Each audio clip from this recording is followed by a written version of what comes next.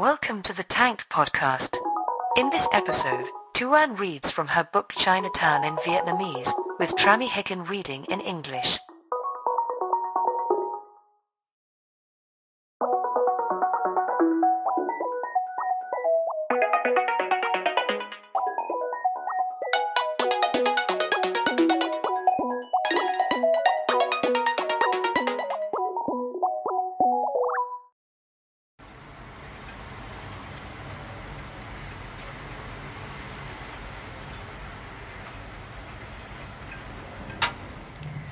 Đồng hồ đeo tay chỉ số 10.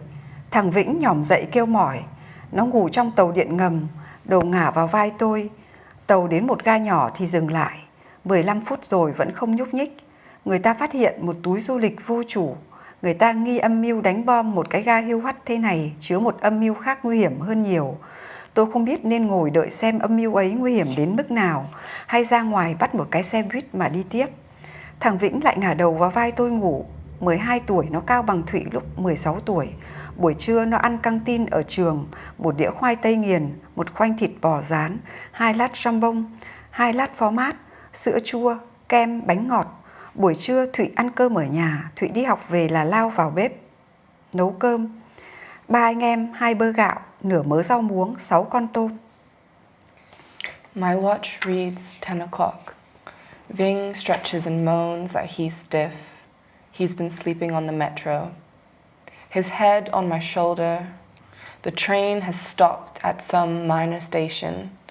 15 minutes and still no sign of moving. They have stumbled upon an abandoned duffel bag. They suspect a bomb in such a forlorn place is a ploy to mask a far more sinister scheme. I wonder if I should stay put and see just how sinister, or leave and catch a bus. Ving puts his head back on my shoulder and falls back asleep. At 12, the boy is just as tall as Thuận was at 16. He eats lunch in the school cafeteria. 1 plate of mashed potato, 1 piece of fried steak, 2 slices of jambon, 2 slices of cheese, yogurt, ice cream, cake.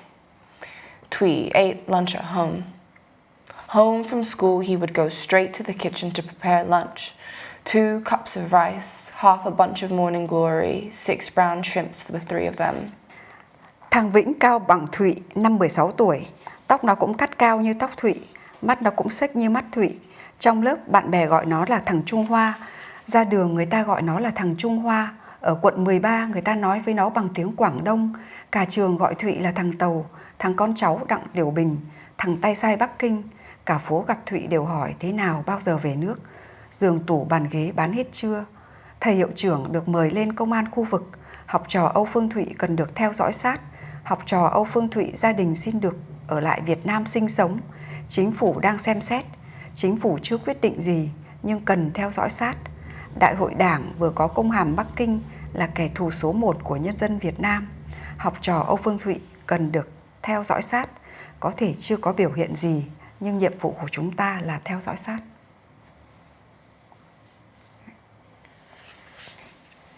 Ving is as tall as Thuận at 16. His hair is cropped like Thuận hair. His eyes are slanted like Thuận eyes. In class, his friends call him that Chinese.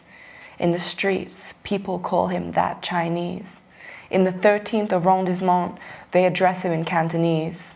In school, everybody called Thuận that chink, spawn of Deng Xiaoping, goon boy of Beijing.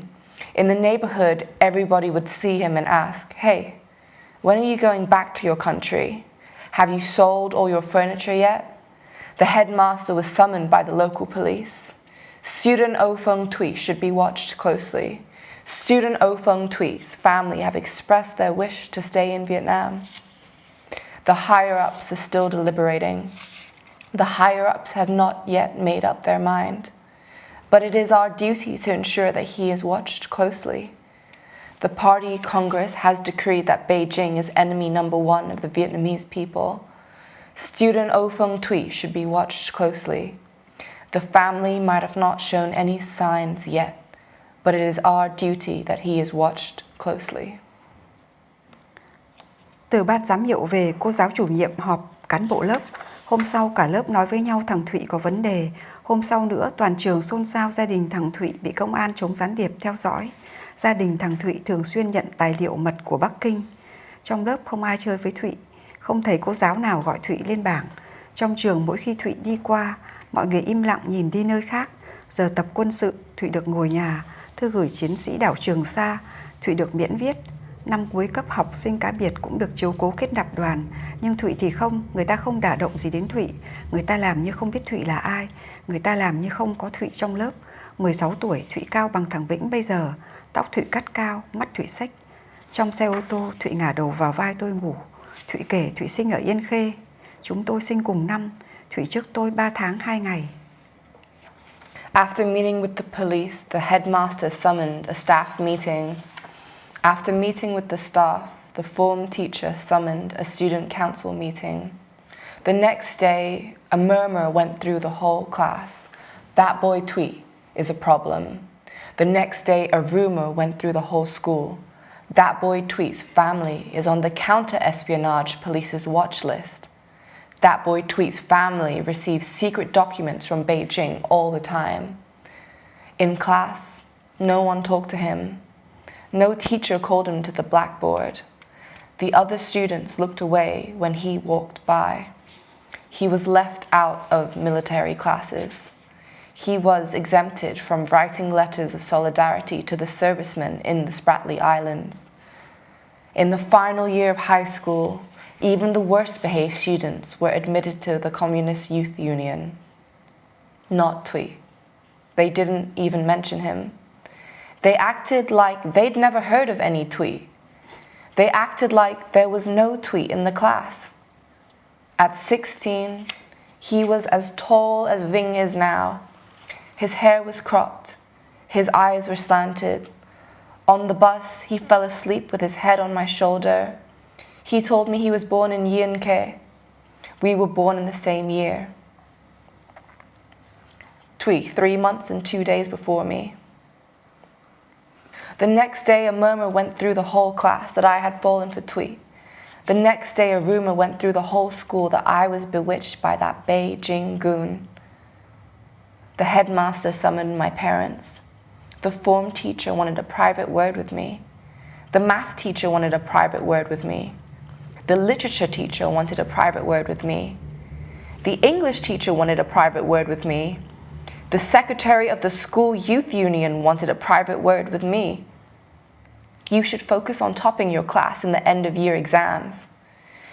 You should focus on getting the highest scores in the school leaving exams.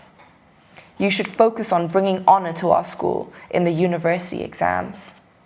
Some evoked responsibility to try and convince me. Some brought up exams to try and threaten me. No one even mentioned Thuy. No one seemed to have heard of him. My parents also acted as if they'd never heard of him. Not once in my 3 years at high school did my parents mention him. And not once in my 5 years at university in Russia.